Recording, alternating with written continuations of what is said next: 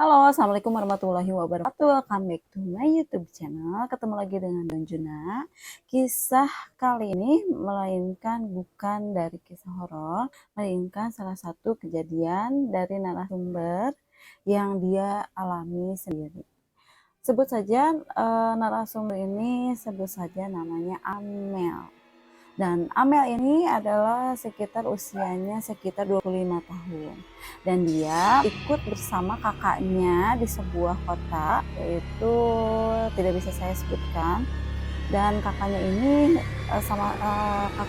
bekerja di sebuah perusahaan, dan adiknya ini, Amel ini, ikut bersama kakaknya di perusahaan tersebut. Otomatis Amel dan kakaknya ini satu perusahaan yang sama.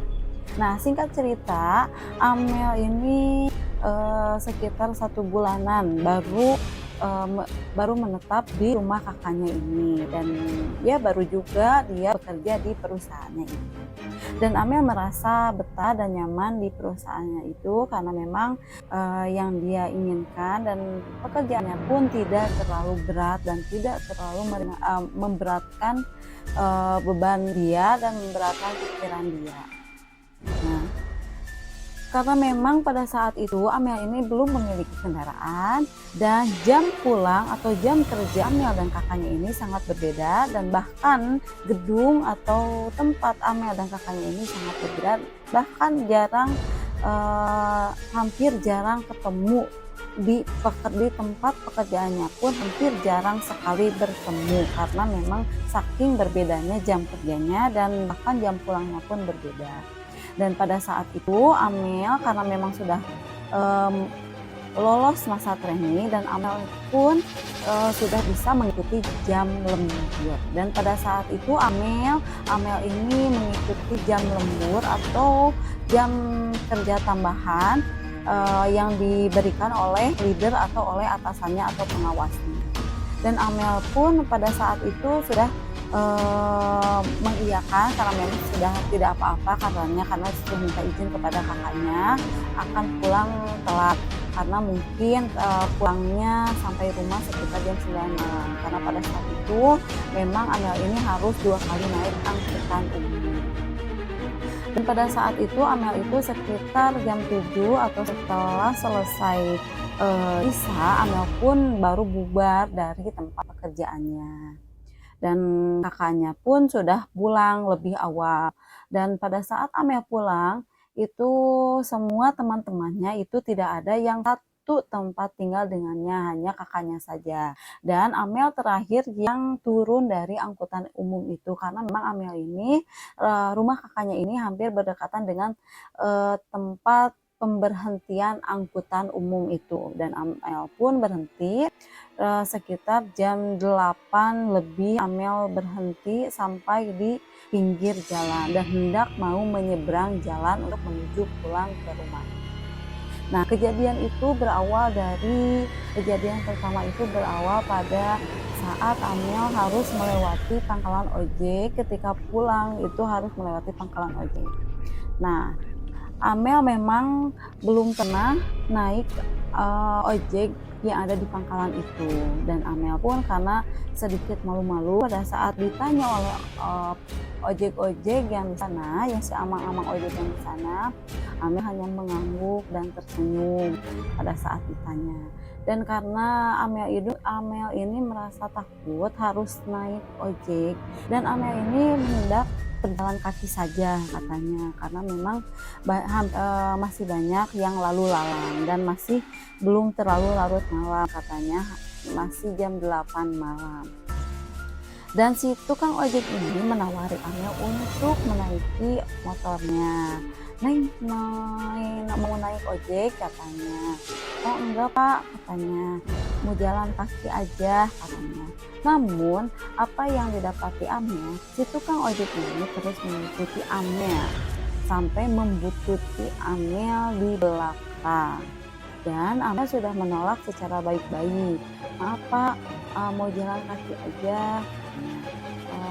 Ayo neng, ayo, nggak mahal kok katanya. Enggak pak, padahal pada saat itu Amel memang sedang ingin jalan kaki saja, karena memang ingin tahu seberapa jauh dengan jalan kaki, karena biasanya Amel ini pada saat berangkat karena ada jemputan angkutan yang biasa dinaiki atau biasa supir angkut yang mengejar para karyawan yang menjemput para karyawan.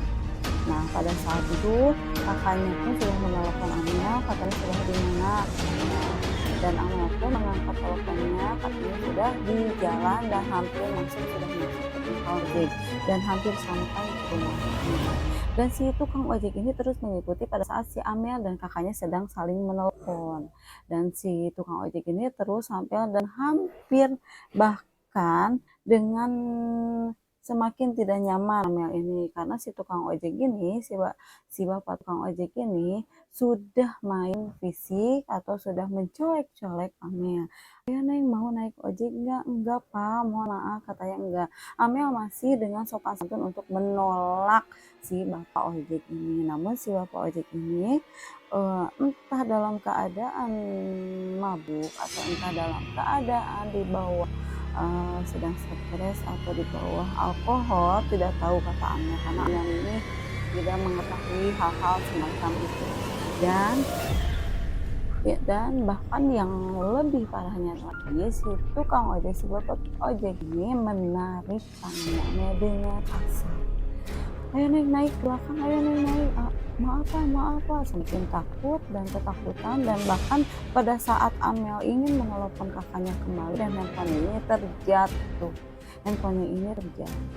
Dan pada saat Amel mau mengambil handphone yang terjatuh itu, Amel tersungkur karena ditarik tangannya dengan paksa. Dan Amel pada saat Amel mau mengambil handphone dengan tangan kirinya, sementara tangan kanannya ditarik oleh si Amang tukang ojek itu.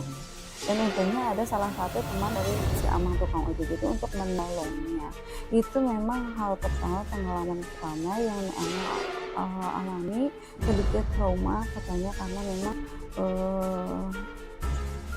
memang itu akan menjadi trauma tersendiri buat Amel dan ketakutan karena Amel di situ baru sekitar beberapa bulan bekerja, baru 3 bulan, dan dia tinggal di tempat itu bersama kakaknya pun 3 bulan.